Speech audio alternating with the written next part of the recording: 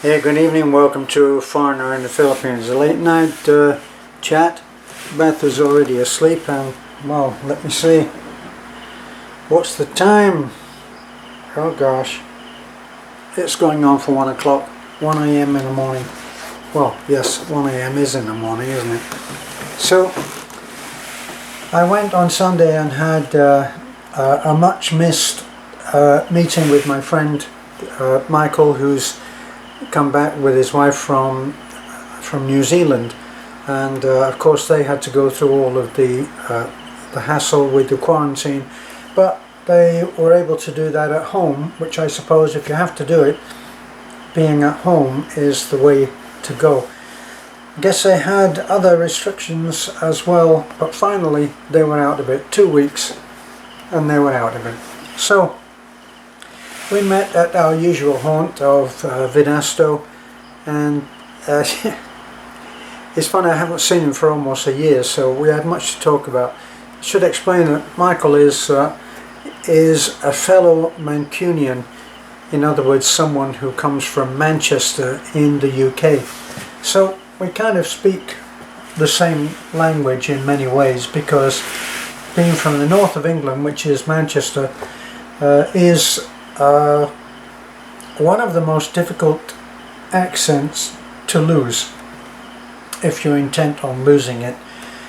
When you start to travel, your speech and the way that you speak is automatically forced to change. I found when I went to America that my speech had to change because people didn't understand.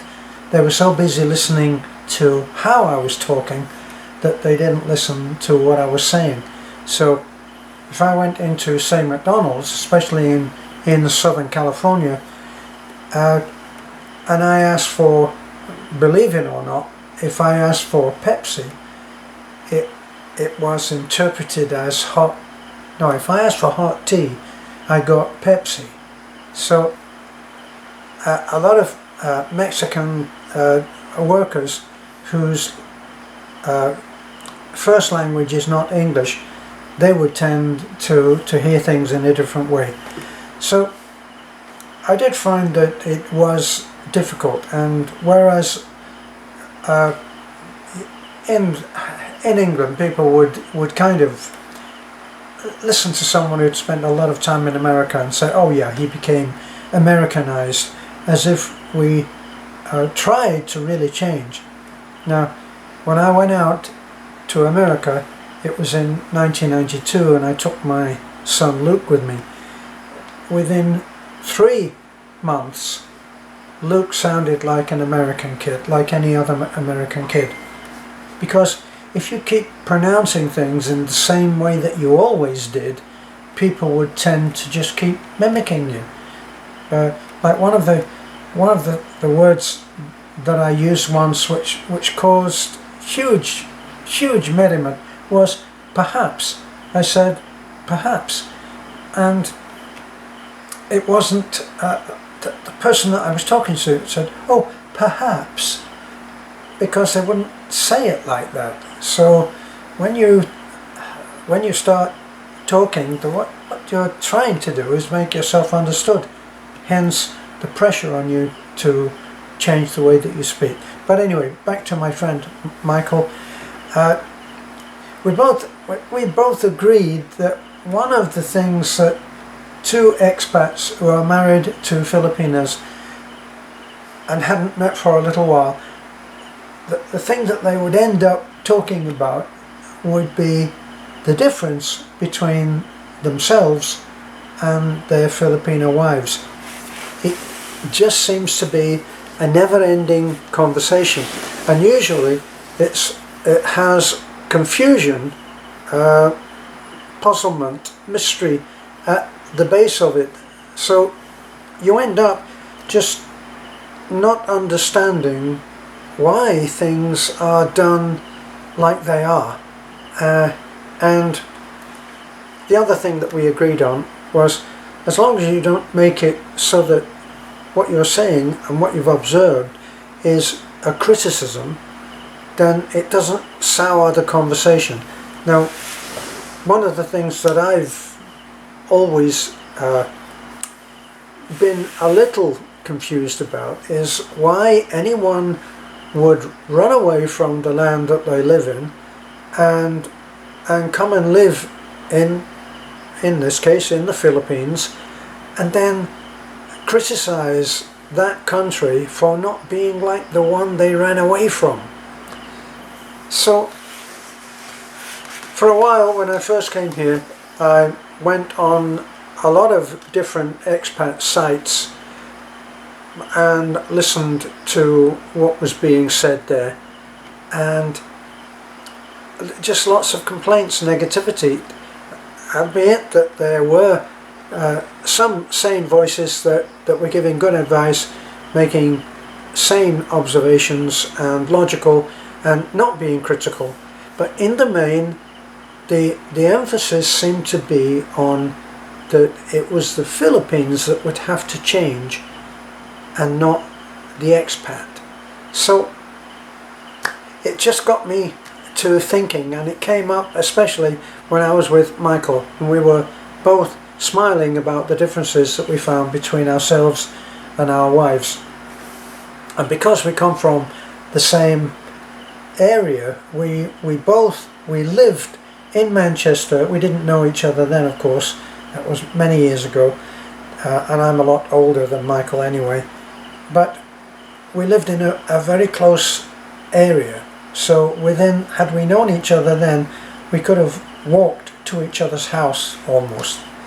So that's the emphasis, and we both found the same thing. When I said some of the things that I find myself saying, he would recognize them and say the same thing. See, one of the things that I think Filipinos find about expats is that for them, because they're listening to English, which they have little time for actually, they'd much prefer to be speaking in Visayan in our case. And so I said one of the things that I found myself saying a lot was, if I could just finish a sentence, because I guess that Filipinos know what you're going to say and they're making a guess anyway, so they just need to stop the drawling on, I guess, if we're honest. So anyway, it's always a very enjoyable scene when I meet with Michael, and then that was Sunday. So what I usually do is I run everybody to church, and then I take off, not because I don't like church, but I take off because the 2.5 and sometimes 3 hour services in Visayan, which I don't understand, is just too much for me. So I drop everybody off. I may spend a moment there, and then I take off for Talabon, and I go to Venesto. Now when Michael wasn't here, I used to go by myself, and while I'm waiting for my meal, they have Wi-Fi there, so I check up on my comments and stuff like that, emails, maybe answer a few emails, answer comments if I'm able, and so it's still enjoyable. I enjoy that time out. And then I usually pick up a chicken, a barbecued chicken, and I take it to the church. And if they're having any kind of a meeting afterwards, like a kids thing, a kids Bible study or something, then they have something to eat, and Nanai will have packed a bucket full of rice. So they'll have rice and the chicken, and they'd all eat before they start in on the Bible study. So that was yesterday. Now today, that was Sunday. So today we had an early morning visitor, and that was from Alfred, our Alfred. Well, for those of you who don't know, Alfred is the German man that came to us, I think it's at least a couple of years ago now, time's flying, and he showed up at the door with his suitcase with the intention of staying for 7 weeks. Well, then came about a whole different story. He stayed for a little while, and then he eventually moved and went into a rented property with someone else that was staying at the same time, and that was Talia. So he and Talia are still together. He's built a house, but he is having tremendous problems, and he's a good example of how difficult things can be when it really is a very simple thing normally. He needs to get his passport renewed, and we know how difficult it is when it's a pandemic. Well, we've learned, haven't we, over the last year. And so he really needs to go, ideally he needs to go to Manila, and then apparently the German embassy are only open from 9 in the morning until 10:30. So you need to be able to make an appointment, and Alfred is not able to because he's having trouble getting online. Now, all of you guys who are there and have got lightning Wi-Fi, which is immediate, and on a program and on a system which people are offering, you know, like Verizon are offering a way that you can go on and you get a certain amount of data and you use that up and then you start paying for the extra, but your service never slows down or gets into an inoperable situation. But here we don't have that. We rarely take a phone call because phone calls, they're not sustainable with the signal that we have up here in the mountains. Apparently between us on our little hilltop and where the tower is, there's another mountain in between that is interrupting the signal. So we are having difficulty still. We spend money on it, but it's never quite what they say it is, and I'm sure you all know about that. So we had a chat with Alfred, and we helped him to get online. Of course, I didn't help him to get online. I helped him by listening to what he's going through at the moment, and he also has that in common about things not being what they should be, that he doesn't understand why the Philippine way is as it is, and it's a lesson. If you listen to that video of Alfred, which will be a very recent upload, so something that's happened in the last couple of days. He was here today.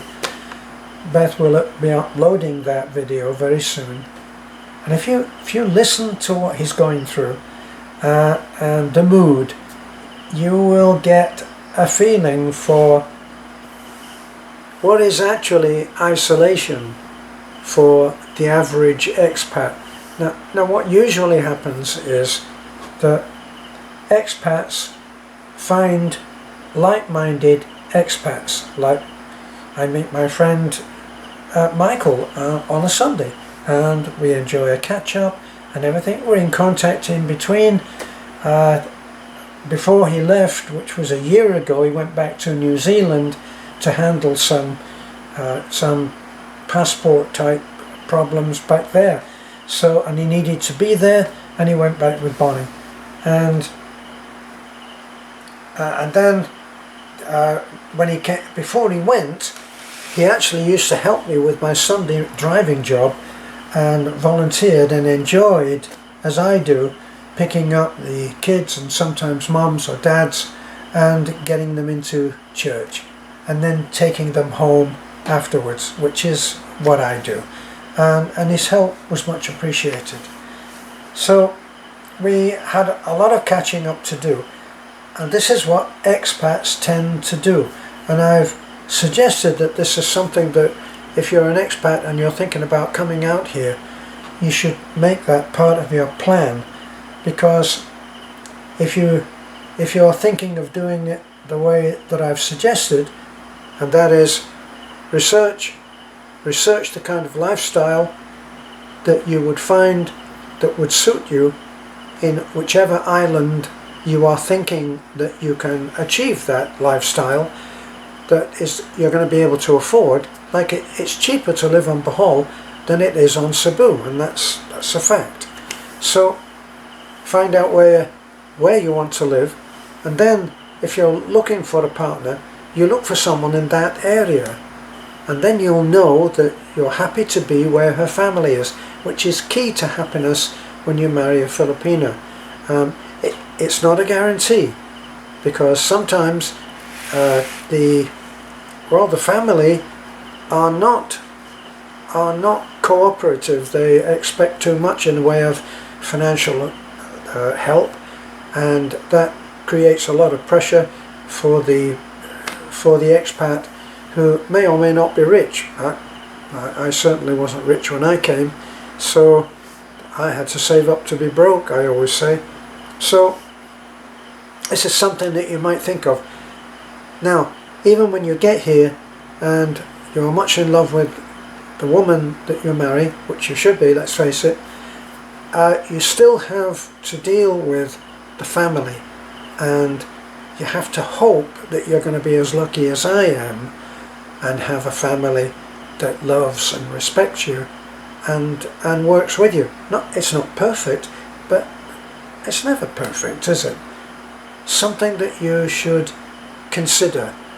And when you do that, you're thinking logically up front. So everything that you're doing should be logical up front, and then the heart will take over when you meet a woman that you think you can spend your life with. Now, I should make a mention in this video that Beth and I are not a dating channel. We're unable to connect people. And I have people who write to me, both male and female, because they've seen certain couples that we are friends with, that we talk about, who did meet on our channel. But the way that they met was that they watched the comments, they watched the people that interact with us, and then they made contact with those. So if you're a lady and you see constant comments being made or messages, and you see this is coming from someone that you think you could live with, then you can contact that person. We're not part of it. You make your judgment, and vice versa with a man looking for a lady. If we don't know you, how can we recommend a partner for you who would suit you? In fact, on a couple of occasions we have tried. Someone has indicated that they would not be tremendously fussy, would be fairly easily, that they were looking for someone who would fit in with them very easily, qualities that were easy to match. And in our foolish optimism, we've suggested someone. It's never worked out. Pity, because we have lovely people on both sides of the agenda who we would love to help, and we're simply not able to. So if you have an outstanding letter which hasn't been responded to by me, you'll understand if you're watching this video. We can't really help. If you were here, then it might be different. But then if you were here, you would find it difficult to probably to stay single. Is my that's my spin on it.